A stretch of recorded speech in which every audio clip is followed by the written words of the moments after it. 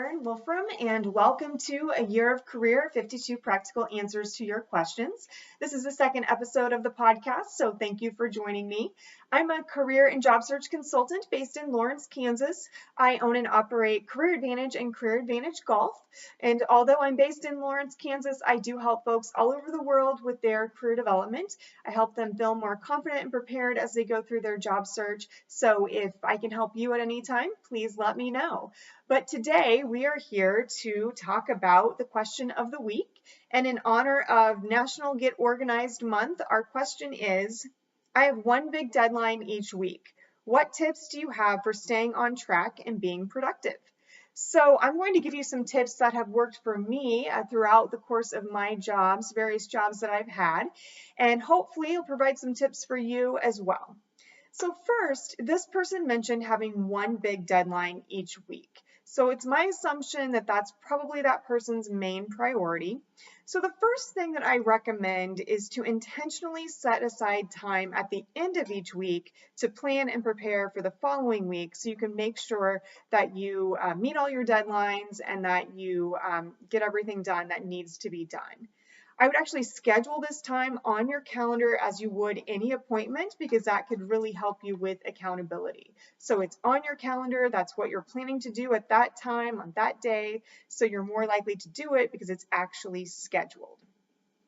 Next, I recommend prioritizing items on your list. Okay, so anything that has a deadline or involves a client service, likely those types of things are going to be your highest priorities, and those are going to be higher on your list.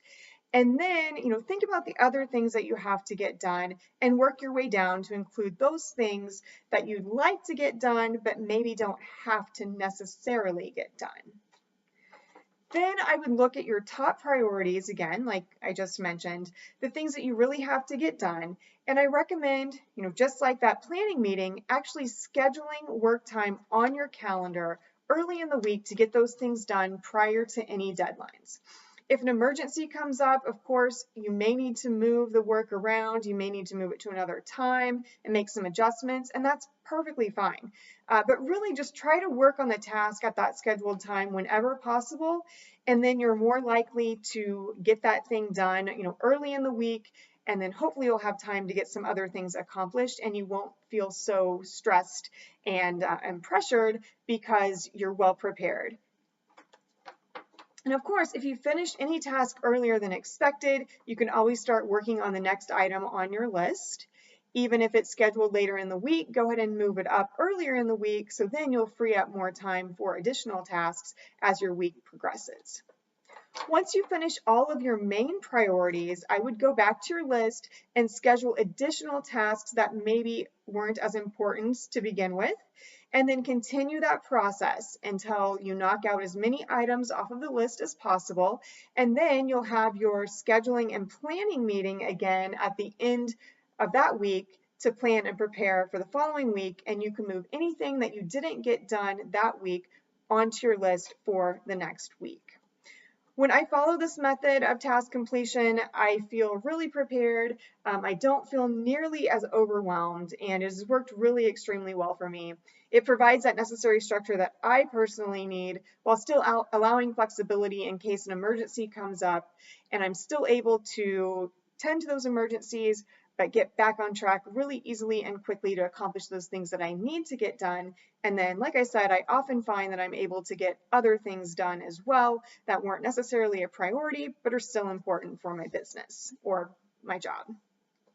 So another tip that can help you from getting too distracted is either to shut down your email entirely and shut off your phone entirely during certain times of the day when you know you need to be working on something else, because those alerts, whether it's a sound alert or a visual alert that you receive anytime that you get an email or a text, those can be really distracting and can definitely veer you off of the course of productivity. So even if you don't shut down those items completely, I do recommend at least shutting off the notifications. So shut off the visual notifications, shut off the sound notifications at certain times during the day so you can have all of your focus on that task that you're supposed to be doing and you won't get as distracted. You may also find it helpful during you may find it helpful during specific times of the day to focus on your email. So what I mean by that is don't just check your email anytime, anytime that you think about it. You don't necessarily have to check your email. Rather, schedule intentional times to address your email, and that can be really helpful as well. So maybe you schedule, an hour in the morning and an hour in the afternoon of each day to devote solely to your email. And if you do that, I think that you'll find that your email productivity is better because you're having that intentional time to work on that and nothing else. So another tip for email, and this is something that I have done in the past and it has worked really well for me, and it has made that whole process much more efficient, is I won't open an email unless I'm going to respond to it immediately or act on it or schedule it for another time. So what I mean by that is if I open an email and it's something that I can take care of right away, I will do it. And then, of course, I can move that out of my inbox. But sometimes I'll open an email and what I need to do, based on the content of that email, is beyond the time that I have at that moment. So I will schedule that task, whatever I need to do in that email, I will schedule it on my calendar. So I make, again, intentional time to go back and take care of that task and do whatever needs to be done to get that email out of my inbox. And when I do that, like I said, it really helps with my productivity. It keeps me on task and it keeps my email inbox relatively clean, which also just helps overall kind of alleviate some of my stress. However, of course, sometimes things get really busy and I'm not always able to do that. And my email does sometimes get out of control. So when that happens and I start to feel a bit overwhelmed, I'll take, half a day, say on a Friday or even a full day if I need to, and get my email back under control. So I'll intentionally go through all of my emails, respond to as many as possible. Again, if I can't respond in that time frame, I'll schedule it on my calendar to get back to it at a certain time that meets the time restrictions that are necessary.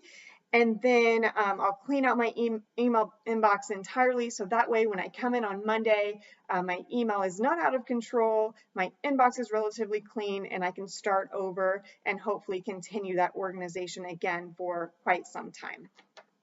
So to recap, my main recommendations for staying organized and meeting deadlines and scheduling priorities are to intentionally plan and prepare at the end of each week for the next week. Make a list for each week and prioritize tasks based on importance. Schedule time on your calendar to intentionally work on completing tasks. Try to minimize as many distractions as possible related to email and text messages and things like that. And then strategically work your way through your email management. So those are some main tips that I have found really helpful. Hopefully you can implement some of those to help you stay on track and be more productive as well. So with that, that's all that I have for you today. Thank you so much for listening to the second episode of A Year of Career. And if you have any questions that you would like me to answer in the future on this podcast, you can always email me at Erin at careeradvantageresumes.com. If you have any questions about your own career development or career advancement, of course, you can also contact me. My websites are careeradvantageresumes.com and careeradvantagegolf.com. So if you need anything at all, don't hesitate to reach out. Again, thank you so much for joining me today, and I hope you have a great rest of the week. Thanks.